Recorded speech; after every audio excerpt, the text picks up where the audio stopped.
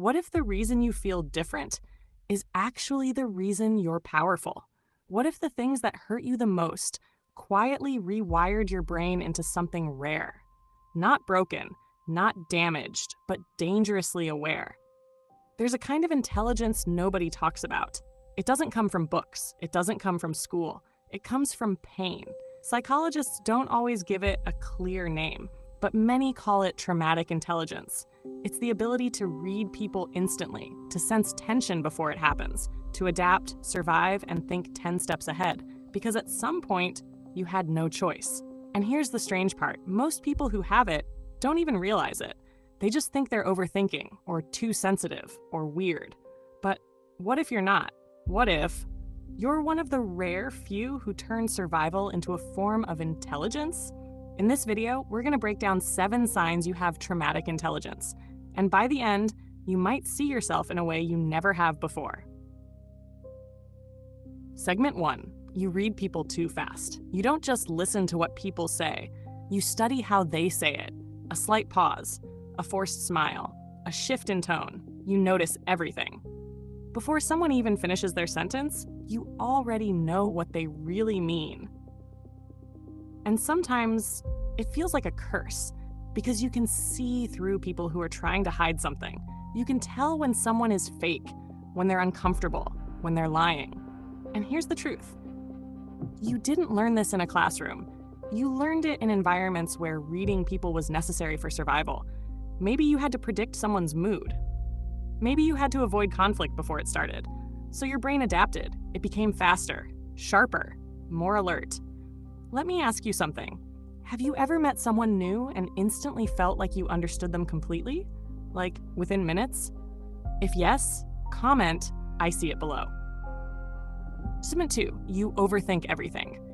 People say you overthink, but what they don't understand is your mind isn't just thinking, it's scanning.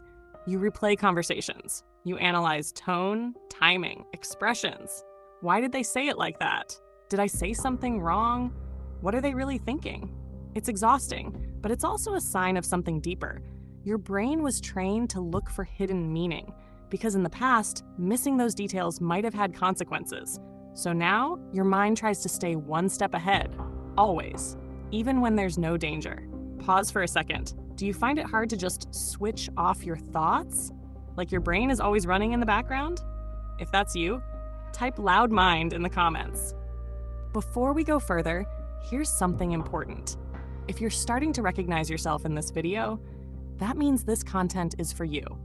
And the truth is, most people will never understand this side of you.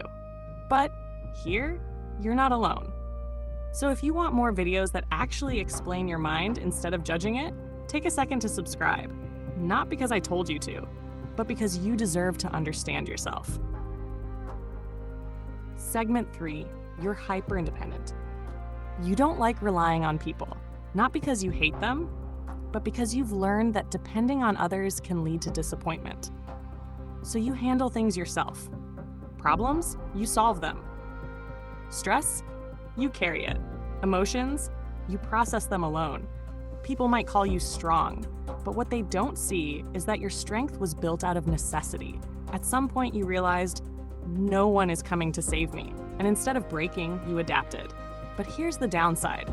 You might struggle to ask for help, even when you need it. Let me ask you this. When something goes wrong in your life, is your first instinct to handle it alone? If yes, comment on my own. Segment 4, you can't fake connections. Small talk drains you. Surface-level conversations feel pointless. You crave depth, realness, truth. Because you can feel when something isn't genuine. You'd rather be alone than surrounded by people who don't understand you. And that's because your mind has been conditioned to look beyond appearances. You don't just want to know what someone does. You want to know who they are, their fears, their intentions, their truth. But this can make relationships difficult because not everyone operates at that level. Think about it. Have you ever felt lonely, even when you were around people? If that hits, type alone in a crowd. You expect the worst. You prepare for things to go wrong, not because you're negative, but because you've learned that life can change quickly. So your brain creates scenarios. What if this fails? What if they leave? What if something goes wrong? To others, it looks like pessimism, but in reality, it's protection. Your mind is trying to keep you safe. By expecting the worst, you're never caught off guard. But the problem is, you might struggle to fully enjoy the present, because part of you is always waiting for something to go wrong. Be honest with yourself. Do you sometimes ruin good moments by thinking about what could go wrong? If yes, comment always ready. Segment 6. You're emotionally intense but controlled. You feel things deeply, stronger than most people, but you don't always show it. You've learned how to control your emotions, how to stay calm even when everything inside you is loud. People might think you're unbothered, but the truth is, you've just mastered hiding it, because at some point, expressing your emotions wasn't safe. So, you adapted.